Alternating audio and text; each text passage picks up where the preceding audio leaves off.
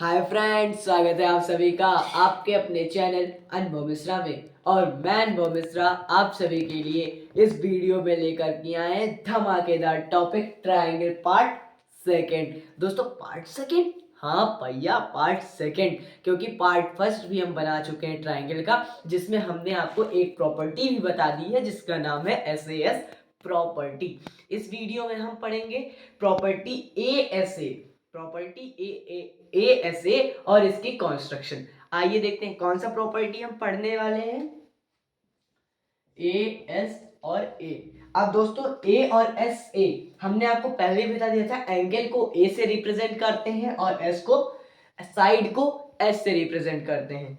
दोस्तों अब angle side angle, अब आप मान लेते हैं इस दो एंगल को मान लेते हैं और साइड यहाँ का मान लेते हैं, तो यहाँ पर आपकी जो प्रॉपर्टी है वो गलत हो जाएगी। क्या हो जाएगी? गलत हो जाएगी। क्यों? हमें क्योंकि दे रखा है दो एंगल के बीच एक साइड दे रखी है ना।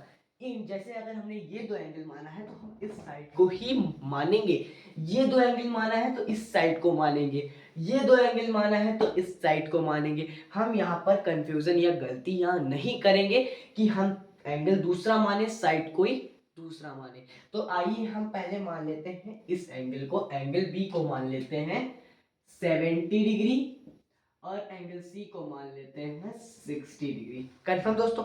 अब हमने ये भी आपको बता दिया था, इसको हमने 70 क्यों माना और 60 क्यों माना, 120 या 160 क्यों नहीं माना। क्या हमने ये भी बता दिया था कि 90 डिग्री सीधा होता है, 90 डिग्री सीधा होता है। अगर बाहर की तरफ बैंड होगा तो 90 से ज्यादा होगा, अंदर की तरफ अगर बैंड होगा तो 90 से कम होगा। ये भी हमने आपको बता दिया था। अब दोस्तों बात आती है, हमने दो क्या कर लिया कि हमने दो, ये तो हमें दो पता चल गया, दो एंगल तो पता चल गए। अब हम यहाँ पर कौन सा साइड माने, आप बताइए हम यहाँ पर कौन सा साइड माने? साइड BC माने ना, साइड BC माने, इसको मान लेते हैं तो ये हम मान लेते हैं, चलो 7 सेंटीमीटर ही मान लेते हैं। ठीक है, क्यों मान लेते? ये रफ स्केच है, कोई फेयर स्केच नहीं, क्योंकि बोर्ड पर कर रहे हैं, बिना स्केल और कंपास के कर रहे हैं, तो ऐसा हो सकता है। 7 सेंटीमीटर मान लिया हमने। अब दोस्तों ये हमारा एक ट्रायंगल तैयार है, लेकिन ये रफ स्केच तैयार है। आप तो अपनी कॉपी में फेयर स्केच बनाना पड़ेगा ना, बनाना पड़ेगा ना। तो कैसे बनाएंगे? इसके पहले हम आपको एक चीज बता दें, हम मंजिल तक ना पहुंचे या ना पहुंचे ये तो तकदीर की बात है, और हम कोशिश ना करें ये तो गलत बात है ना। तो आइए हम कोशिश करते हैं, बाकी आंसर आएगा तो आएगा, नहीं आएगा तो दोबारा कोशिश करेंगे। अब आइए दोस्तों, ये हमने साइड भी मान लिया। अब हम सोचते हैं अब हम इसका कंस्ट्रक्शन कैसे करेंगे। इसके लिए हम स्टेप्स भी लिखेंगे ना, तो लिख देते हैं यहाँ पर स्टेप्स ऑफ कंस्ट्रक्शन। कंफर्म दोस्तों? स्टेप्स ऑफ कंस्ट्रक्शन, पहली पॉइंट की शुरुआत करेंगे किससे? इससे, बेस से। जो हमारा बेस होता है, जैसे कहते नहीं है बेस को मजबूत रखो, दीवारें तो अपने आप मजबूत होती चली जाएंगी। तो दोस्तों इसको हम पहले बेस से ही शुरू करेंगे। बेस को हम मान लेते हैं 7 centimetre. Let the line segment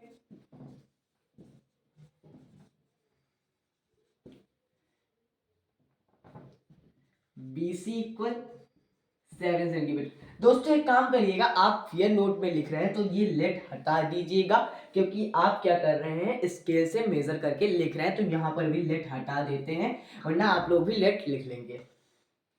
अब दोस्तों अब हम लिखते हैं अपना सेकेंड स्टेप। सेकेंड स्टेप क्या लिखेंगे? इन दोनों को एंगल हम दो तरीके से बना सकते हैं। ये 60 है, 16 हमारा 15 से भी डिविजिबल है कि नहीं है ना। तो इसको हम कंपास से भी बना सकते हैं और प्रोटेक्टर से भी बना सकते हैं। लेकिन जो हमारा 70 है ये हमारा कंपास से नहीं बन सकता है, क्योंकि ये 15 से डिविजिबल नहीं है। तो एक काम करते हैं, हम दोनों को प्रोटेक्टर से बना लेते हैं, इजी रहेगा मेथड्स को लिखने में। तो लिख लेते हैं मेक, यहां पर भी मेक कर दीजिएगा, make angle ABC equal 70 degree and angle BCA equal 60 degree using protractor. अगर आप इसको कंपास की मदद से बना रहे हैं तो स्टेप्स 2 बार लिख दीजिएगा। Make angle BCA equal 60 degree using compass and make angle ABC 70 degree using protractor. आप इसको इस तरह भी लिख सकते हैं। लेकिन दोस्तों जो हम ये लाइन बनाएंगे ये हमारी बड़ी बनेगी ना, हमें कोई पता है कि यहीं पर आके मैच करेगी? पता है? नहीं पता है ना, तो ये थोड़ी बड़ी होगी, ये लाइन थोड़ी बड़ी होगी।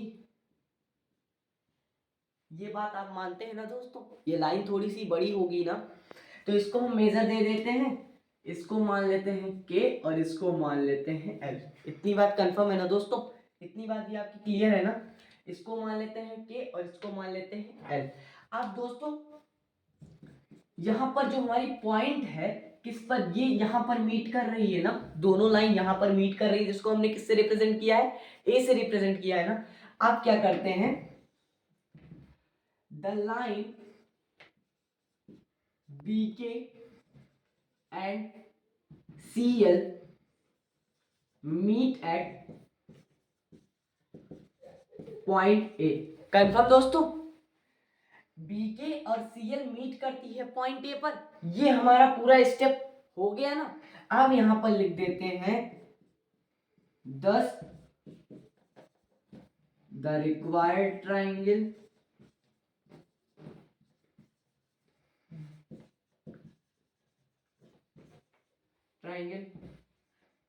ABC formed. कंफर्म दोस्तों? ये फॉर्म कर दिया हमने, ABC को भी फॉर्म कर दिया, हमारी ट्रायंगल फॉर्म हो गई। अब देखिए SAS थोड़ा इजी था, AS से उससे भी इजी है, आगे आने वाली SS प्रॉपर्टी उससे भी इजी होगी, उसको हम अगली वीडियो में डिस्कस करेंगे।